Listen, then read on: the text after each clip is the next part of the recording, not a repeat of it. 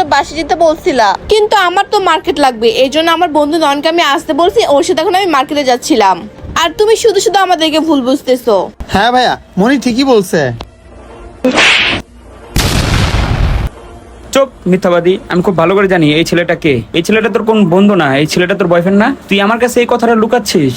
আমরা যখন এখানে দাঁড়াইছিলাম ও তোকে এসে কিস করছিল না? আমি তোর এই নষ্টামি দেখে ফেলেছি। তুই ভাবতেছিস আমি এইসব কিভাবে জানলাম? শোন, রাস্তায় তোর ক্লাসমেটের সাথে দেখা হয়েছিল, ও এইসব বলছে আমাকে তোর ব্যাপারে। না বললে তো আমি জানতামই না। এখন তোকে আমি রাস্তাঘাটে কিছু বলবো না, তুই বাসায় চল, সব বিচার বাবা মাই করবে তোর। আর তুই যা যা করছস সব বাবা মাকে গিয়ে বলবো। তাদের আদরমে পড়ালেখার ফাঁকে রাস্তায় এসে নষ্টামি করতেছে। তুই আমাদের মান সম্মান সব মাটির সাথে মিশিয়ে ফেলছস। আজকে থেকে তোর লেখাপড়াই বন্ধ, চল বাসায়। ভাইয়া প্লিজ, এরকম আর হবে না। আর এই ছেলে, তোর কিন্তু খবর আছে। ভাইয়া! চল, বাসায় চল। কি ব্যাপার, মনিকে দেখে নিয়ে যাচ্ছে?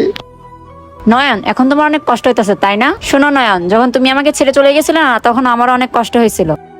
ময়না, তুমি এখানে কি করো? হ্যাঁ আমি, আর এই ঘটনার জন্য আমিই দায়ী। তুমি আমাকে ঠকাইছো না, এই প্রতিশোধটা নেওয়ার জন্য এই নাটকটা আমি সাজাই। তুমি শুধু এখন আফসোস করবা। Good bye. ময়না!